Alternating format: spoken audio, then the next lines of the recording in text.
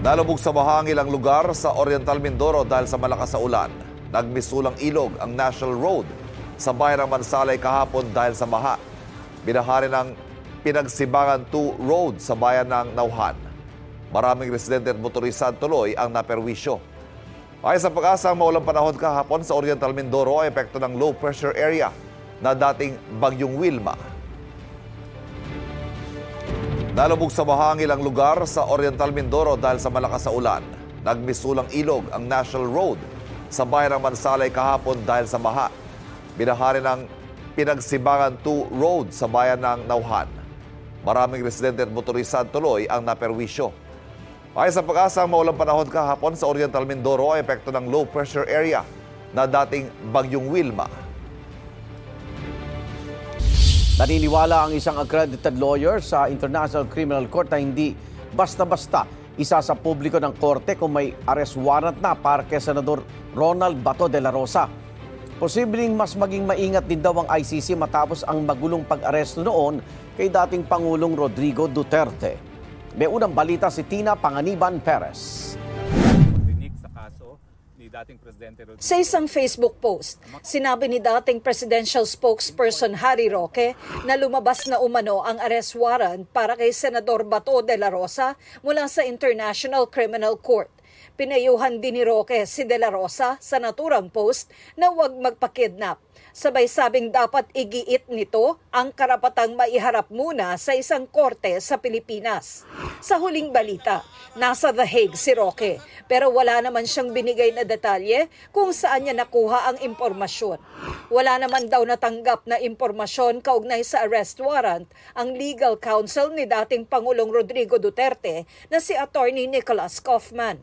Aniya, labag sa prosecutorial logic ang paghiling sa karagdagang ICC arrest warrants bago maresolba ang mga inapela nilang issue sa kaso ni dating Pangulong Rodrigo Duterte. Si Ombudsman Jesus Crispin Remulla ang unang nagsabing meron ng arrest warrant laban kay De La Rosa.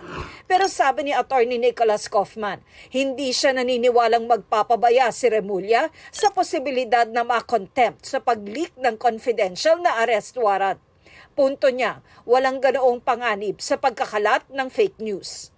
Nang tanungin naman si ICC accredited lawyer Attorney Gilbert Andres tungkol sa issue, sinabi nitong kung maglabas man ng arrest warrant ang International Criminal Court kay De La Rosa, hindi ito isa sa publiko. Hindi rin nila kino-confirm, ano? Alam naman natin, sabi ng spokesperson ng ICC na I don't have any info on that. At knowing ICC, they're very secretive, they're very careful about such sensitive issue. Kaya wala din silang publicly confirmed information on this. Sa tingin niya, mas magiging maingat pa ang ICC ngayon matapos ang magulong pag-aresto kay dating Pangulong Duterte noong Marso. Definitely, kasi napaka-sensitive ng ICC sa mga any potential repercussions. Kaya sa tingin ko po, mas magiging careful po sila. Lalong-lalo na kung may alleged ICC arrest warrant against kay Senator Bato de la Rosa. Hinihinga namin ang pahayag si Ombudsman Remulla. Pero para kay dating Senator Antonio Trillanes IV, nakabilang sa mga naghain ng reklamo sa ICC laban kay Duterte, I am not in a position to confirm or deny yung existence ng warrant na yan.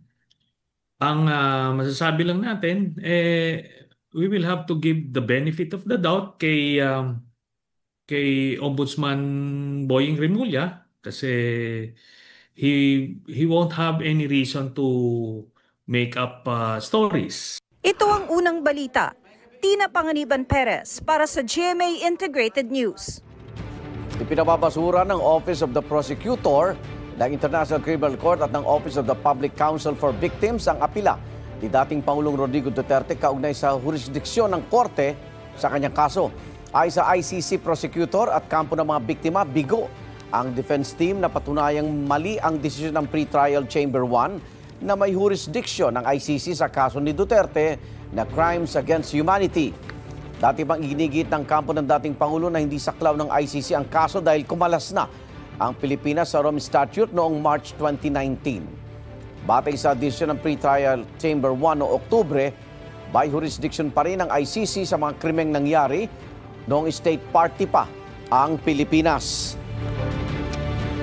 Igan, mauna ka sa mga balita, mag-subscribe na sa GMA Integrated News sa YouTube para sa iba't ibang ulat sa ating bansa.